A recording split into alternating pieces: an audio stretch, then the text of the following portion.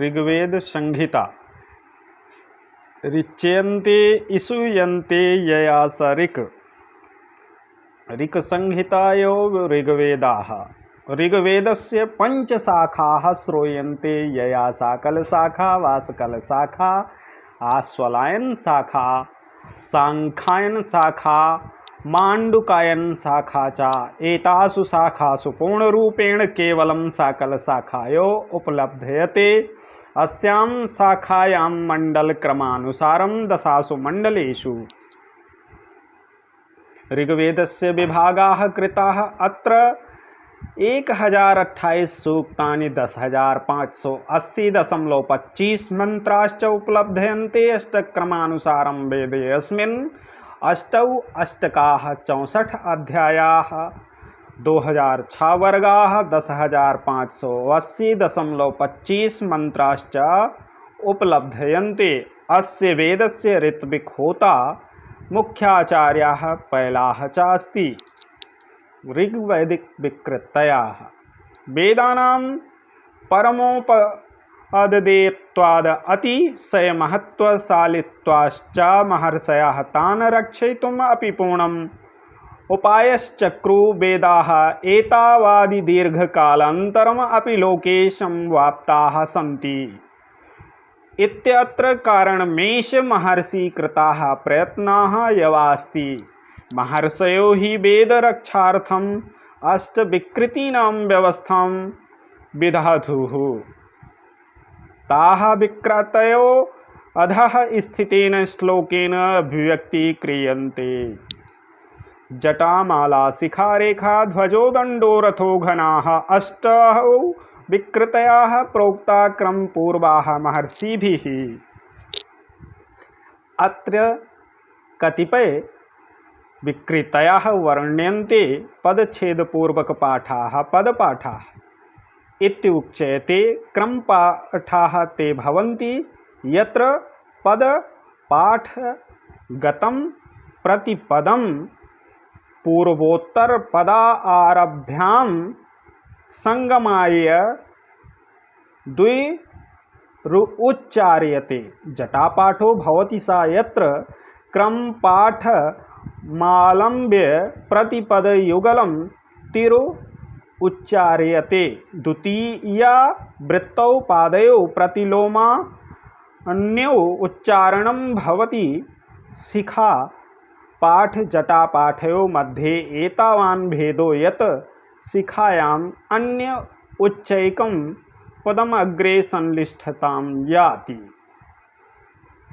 उक्तांश्च पदोत्तरं जटामेव शिखाम् आर्याः प्रचक्षते। घनपाठो नितरां विलक्षणाः क्लिष्टाश्च तत्र पदानाम् आवृत्तिरनुलोम विलोम क्रमेण असक्रिय जायते। प्राक्षेपत्वेत्वादवसादि विकारेभ्यः परित्रातुं श्रुतिपदक्रम घन जटादिपाठाः आविष्कृताः। येषां सद्भावेन अद्यपि अणुमात्रमपि दोषलेशाः न दृश्यते। प्रातिशाख्यग्रन्थाः अपि वेद पाठस्य रक्षार्थणार्थ विरचिताः अभूवन्। वेदेषु स्वराणां महत्त्वविषये ज्ञातव्यम् अस्ति यत् अनेक प्रयोजन संपादन हेतोः वेदेषु स्वराणाम् उपयोगो विधीयते। प्रथमं प्रयोजनं तु तेषां वेदपाठ परिरक्षणम् अस्ति। द्वितीयं प्रयोजनम् इदं यत् अस्ति यत् तैः तात उपयोगतो अर्थो निर्धार्यते। यथा गोनार्दीयाः याज्ञिकाः पठन्ति स्थूल पृष्ठतीम् आङ्गवाहीम् आलभेत इत्यत्र संदेहाः। स्थूला चासौ पृष्ठी च स्थूल पृष्ठी इत्येष विग्रहो अत्र वा स्थूलानि प्रसन्ति यस्याः सति इति। एवं विधायाः शङ्कायाः निवृत्तिः स्वर्णेव भवितुं शक्यते। अतः दीर्घार्थ वेदस्यार्थस्य निर्णये स्वराः सहायकाः भवन्ति। यत्र क्वचिन्मन्त्रेषु मुद्रणादिदोष वसाद विरामचिह्नानाङ्कितानि जायन्ते तत्र कुतो वाक्यम् आरभ्यं कुत्र च तद वसन्यमिति न परिज्ञातुं शक्यन्ते। तत्र स्वरस्यैव तस्य समाधानं भवति। ऋग्वेद संहिता। ऋग्वेद विश्व साहित्य का प्राचीनतम ग्रंथ है। यह विभिन्न देवताओं के स्तुतिपरक मंत्रों का संकलन है और इसकी उत्पत्ति विराट पुरुष के मुख से मानी गई है। जिसके द्वारा देवता की स्तुति अथवा अर्चना की जाए उसे ऋक् कहते हैं। ऋच्यते स्तूयते यया इति ऋक्। और ऐसी ऋचाओं के संग्रह का नाम भी ऋग्वेद है। इसका पुरोहित होता है जो कि देवताओं का आवाहन करता था। ऋग्वेद में ज्ञान की महत्ता का प्रतिपादन किया गया है। ऐसा माना जाता है कि सृष्टि के आरंभ में ईश्वर ने वेदों का ज्ञान अग्नि, वायु, आदित्य और अंगिरा नामक 4 ऋषियों को प्रदान कर दिया था। इसी कारण ऋषियों को मंत्रों का दृष्टा कहा गया, सृष्टा नहीं।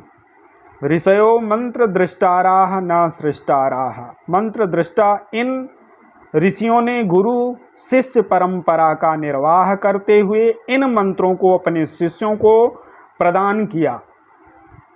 चिरकाल तक इनका मौखिक रूप से ही संप्रेषण होता रहा। अतः ये मंत्र श्रुति भी कहे गए।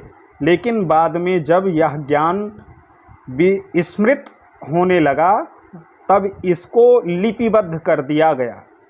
इस प्रकार मंत्रों का संग्रह किए जाने के कारण वेदों को संहिता नाम ऋग्वेद के 10,580 1/4 मंत्र, 1017 सूक्तों में तथा 1017 सूक्त 10 मंडलों में विभाजित हैं। महाभाष्यकार पतंजलि ने ऋग्वेद की 21 शाखाएं मानी। एक विसंति त्रिधा वाह वृच्यम, जिसमें साकल, वास्कल, आश्वलायनी, सांख्यायनी तथा मांडुकायनी प्रमुख शाखाएं हैं। यास्क ने निरुक्त में देवताओं को 3 भागों में रखा है। पृथ्वी स्थानीय देवता अग्नि, सोम, पृथ्वी आदि। अंतरिक्ष स्थानीय देवता इंद्र, रुद्र आदि। द्विस्थानीय देवता वरुण, मित्र, उषस, सूर्य आदि। इस प्रकार ऋग्वेद में कुल 33 देवताओं की स्तुतियां की गई हैं, जिनमें इंद्र तथा अग्नि का सर्व प्रमुख स्थान है। ऋग्वेद में लगभग 20 सूक्त ऐसे हैं जिन्हें संवाद सूक्त कहा जाता है। इनमें प्रमुख सूक्त निम्नलिखित हैं: पुरुरवा उर्वशी संवाद, शर्मा पाणी संवाद, इंद्र वरुण संवाद, इंद्र इंद्राणी संवाद, यम यमी संवाद, विश्वामित्र नदी संवाद, सोम सूर्य संवाद, देवगण अग्नि संवाद। विषय वस्तु की दृष्टि से ऋग्वेद के समस्त सूक्तों को मुख्यतया 10 वर्गों में रखा जा सकता है। देवता सूक्त, ध्रुवपद, कथा, संवाद, दान, स्तुति, तत्वज्ञ, संस्कार, मांत्रिक, लौकिक तथा प्री सूक्त। कुछ विद्वानों ने इन्हें ऋषि सूक्त, देवता सूक्त, अर्थ सूक्त तथा छंद सूक्त, इन 4 विभागों में वर्णित किया है। इन विविध विषयों का सन्निवेश होने के कारण ऋग्वेद अन्य वेदों की अपेक्षा अधिक गौरवमय है। यजुस्साम एवं अथर्व संहिताओं, ब्राह्मण और अरण्यक के अंतर्गत जिन विषयों का विवेचन किया गया है वे सभी मूल रूप से ऋग्वेद में निहित हैं। चाहे वह प्राण विद्या या प्रतीकोपासना या ब्रह्म विद्या हो।